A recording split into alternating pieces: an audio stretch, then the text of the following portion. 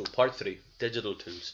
We've had a little look at our landscape, where we are now, where we have come from, what the future might look like. We've had a little look at the picture of what impact looks like and how we gather the evidence for seeing whether our digital footprint is having an impact. Now, what about the digital tools that we might be using? I know some were covered in the last section, and these are ones maybe that are more straight to the point when we're thinking about learning and teaching. So what digital tools have been useful within the classroom? I've talked earlier on about Google Sites. I think Google Sites for me is great. It's very accessible. The Harris at Home portal for me, which is something that can link all of what we're doing within the whole school to together, and we can give access to the pupils to this resource where all of a sudden they've got all their curricular areas they can access, and they've got a clear pathway of being able to engage in work, and taking together some of the great work that's happened with different departments and some of the platforms that they're using. This kind of brings it together just to make it that wee bit more accessible for pupils, and we can pinpoint pupils to this to kind of say, look, this is exactly where you need to go as a starting point, as a portal, and then from here you'll be transferred to wherever it is that you need to go to help facilitate the learning and the teaching. Microsoft Teams and OneNote as a digital tool is absolutely superb. For me, one of the things that's important is not forgetting some of the great practice that we use inside the classroom, that we're actually using that online as well. So retrieval practice is huge for me, and one of the things that you can do here is Cornell Notes.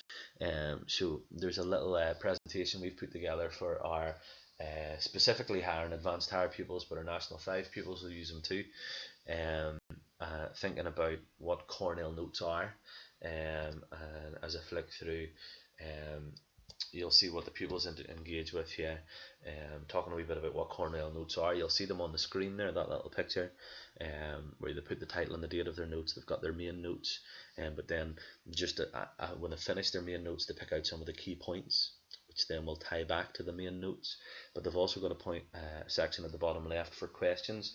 So remotely, as they're going through their notes, if there's any questions arise, they can write down the questions that they then speak to their teacher about. And on the bottom right hand side, you'll see a summary. So a day or two after they've completed those notes online, you would go back to your notes and you would try as best as you could to fill in the summary. A great thing to do is cover your main notes and see what it is that you can remember, and then that picks out the stuff that you don't know, which for me is the important stuff, the stuff that you can't recall, so that you can go back and dig into the notes and that you can work through that as well. But again, a great way of being able to do that from a digital perspective. You can do the notes by hand, and you can take a picture and you can throw that into OneNote, or you can just draw out a little table in OneNote, and you can put that in as well, which is very straightforward. Microsoft Innovative Educator programs, I think for staff, really important. We were talking earlier about CLPL, but this is a superb suite of CLPL that you can go through, and with the Innovative Educator programs, just upskill yourself in different things that we use as a Microsoft authority in Dundee. So if you're using Microsoft Teams or Forms or Sway, there's lots of really good stuff in here, and you get sort of wee learning checks at the end, and as well as the wee learning checks, you're given badges and certificates, etc. as well. I think we'll have something that's very similar, but again, using these as a first protocol to help engage with some of the tools in the software. One of the great things for me that I've learned is shared screens. I suppose one of the comments I'd seen one of my friends had posted on Twitter recently was, I'll not tire of saying, can you see this presentation, or can you see what I have on my screen? And we'll have a sharing good practice post that's available, and you can have a look, but it's our principal teacher of physics, Mr. Anderson, talking us through a wee bit about what he's learned from Microsoft Teams and this idea of shared screens, so that you log into Microsoft Teams on your computer, but log in on an external device as well, almost as a pupil, and what you'll see through your external or your iPad or your mobile phone is what the pupil will see. So you don't need to ask, oh, can you see my screen, because you can actually see what you're sharing, but it's picking up wee things like that. As I say, there's the handsome Mr. Anderson, and he'll talk through different things and different pieces of thing, and there's how to screen share as well.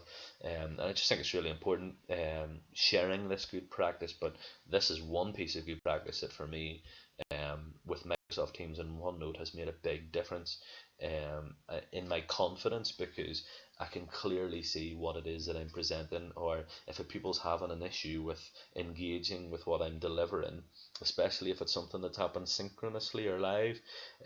I can clearly see, well, is it a problem with my digital with my software, with something at my end, or is it actually something that they're maybe struggling with at home? Because if I can see it on my screen and I can hear it maybe through an earphone, that what I'm saying is definitely coming across here, then it's a problem at their end. And if I'm not seeing anything on my second screen, I know that there's something that I need to fix, just so that basically everybody can interact with what I'm trying to do. Digital learning resources with learning checks is our third bullet point here. Adobe Spark and Sway. I love both of these. They're very different for me, but they do something that's very similar. I love the accessibility of Adobe Spark. I think it looks great. I'm opening one here, so this would maybe be an S1 lesson on Christianity Comes to Scotland. But I love how it looks. I love whenever you're creating them, they have a brilliant bank of graphics that you can choose from. That creates a link that you can share with pupils. And this is about the Picts and the Saints, and you can see a lovely picture there. But again, pupils just scroll through the learning. This lesson ends with a role play of meeting between the Picts. So you can just put the lesson here.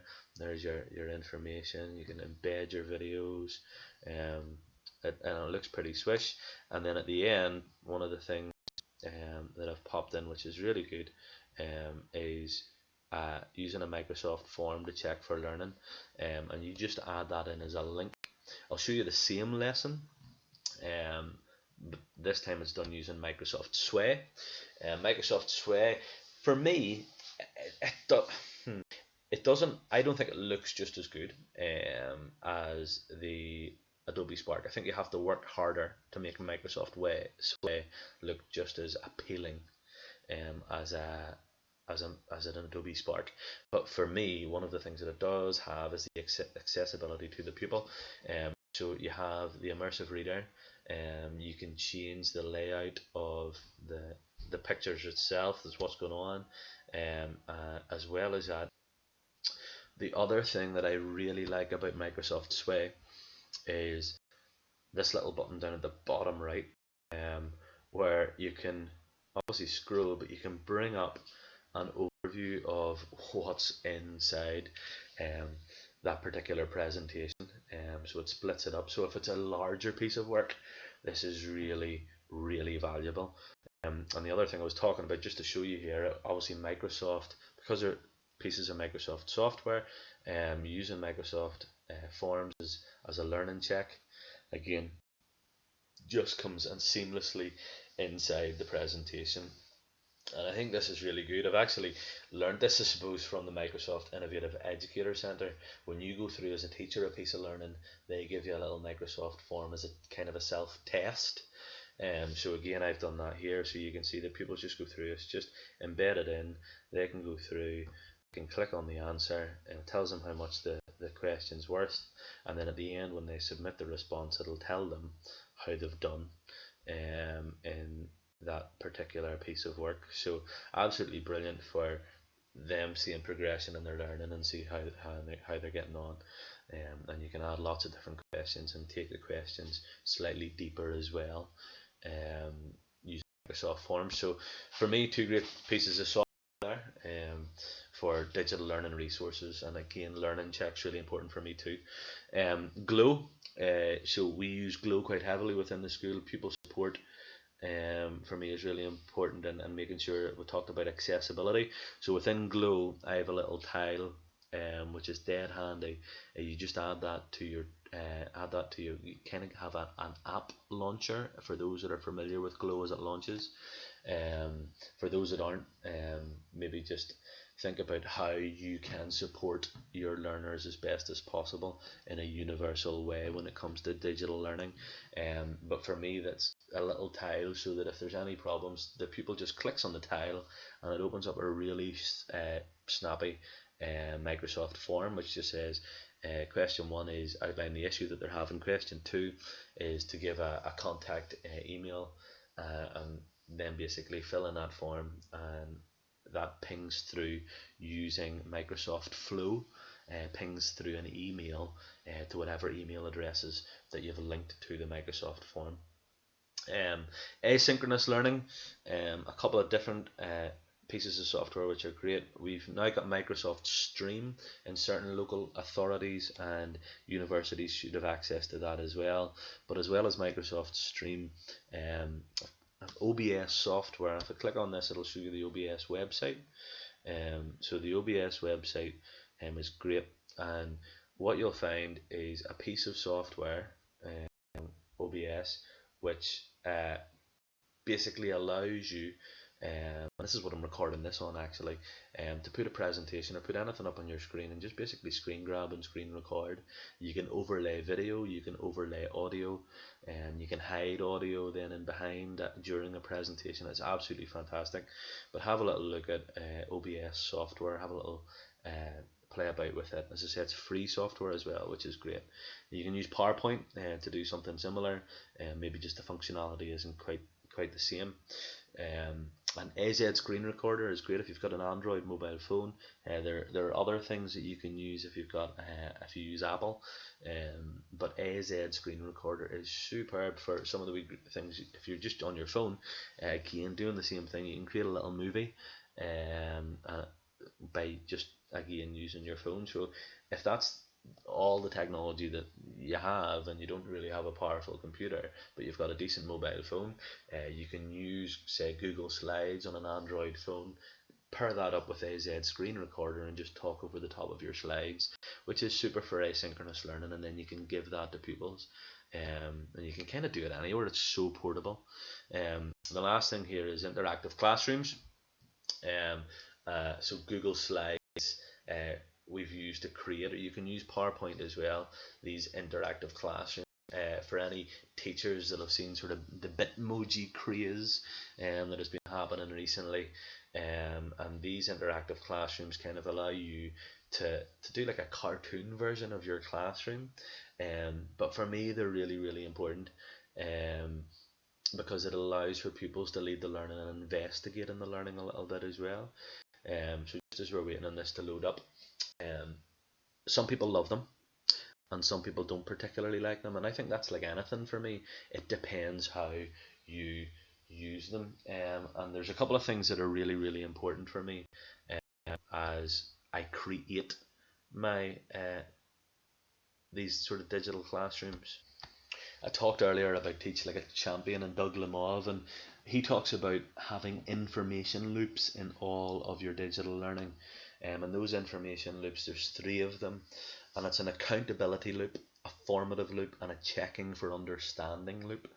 And when I'm creating these digital classrooms for use with my learners, what I try to do is try to have a digital classroom a little bit like this, okay, where they can click on all of the different aspects and explore learning for themselves. But within that, I'll create an accountability loop, I'll create a formative loop, and I'll create something that checks for understanding as well. Because again, it's about knowing your impact. So an example of that might be the accountability loop, might be a piece of work or a task that is set for them within this classroom that they have to hand in, so that they'll know they've engaged with the work and that they're handing me back some work. A formative loop, what I've been doing is I've been creating a little Google Meet. I've been sharing that as a link on, say, the board.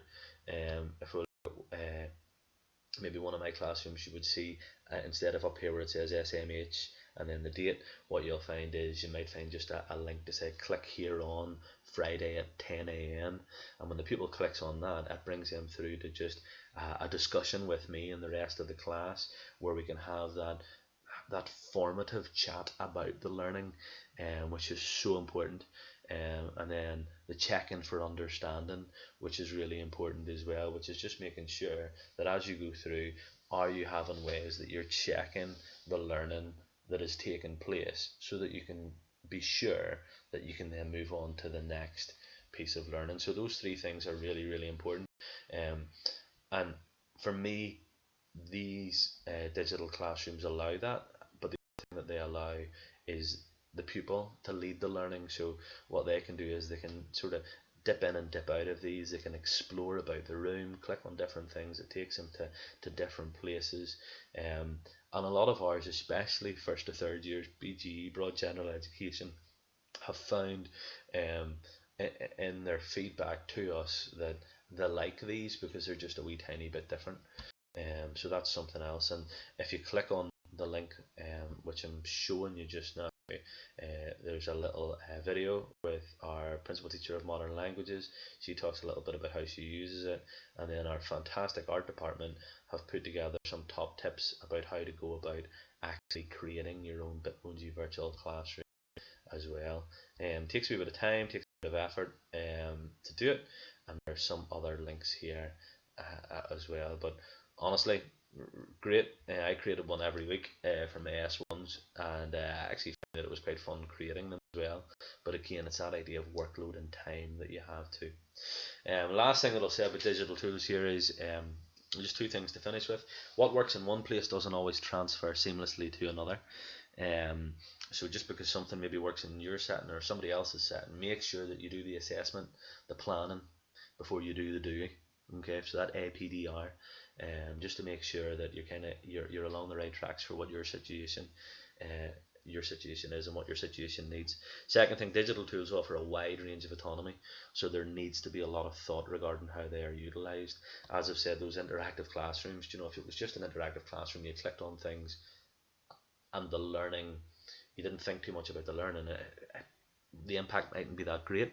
But then if you think about, I'm creating an interactive classroom and I've put in an accountability loop, a formative loop, and a check for understanding loop, all of a sudden that piece of software is really, really good for learning and teaching, and you'll get excellent results from that. So think about the autonomy. Just because somebody says something's not great, depending on how you use it, it might actually be great. Last thing, are we teaching through an emergency here just as we finish? A serious, unexpected, what is an emergency? A serious, unexpected, and often dangerous situation requiring immediate action. And the way I look at this is I think we probably are, because as much as we're now getting to terms with what a new normal is, what has been brought upon us is very unexpected. And I think the seriousness and the danger of it is that with this situation, it's young people's education that's it's going to suffer. And when we're thinking about the educational outcomes of all learners, if we don't get this right, and if we don't interact in a way that we are assessing and planning and doing good things and then reviewing that practice to try and make it better, we're at a real danger of young people missing out. And that we'll talk about the attainment gap as well, growing, which I think for me is a very serious thing. So when we think of an emergency, I love this. Mike Ryan, he's a great guy. He's the executive director of the WHO, which is the World Health Organization, and he is the executive director of their Health Emergencies Program. And he said this, and it just rings true with so much, and the parallels with so much of what we try to do during lockdown. He's obviously talking about containing the virus, but I think if you look at the parallels here with online learning or digital learning, it's so true as well. He says if you need to be right before you move, you're never going to win. Perfection is the enemy of the good when it comes to emergency management. So for me, the worst thing that you could do is just not move. You know what? Is it going to be the 100% right thing that you're doing when it comes to digital learning? Who knows? Because you're really crossing that bridge as you come to it.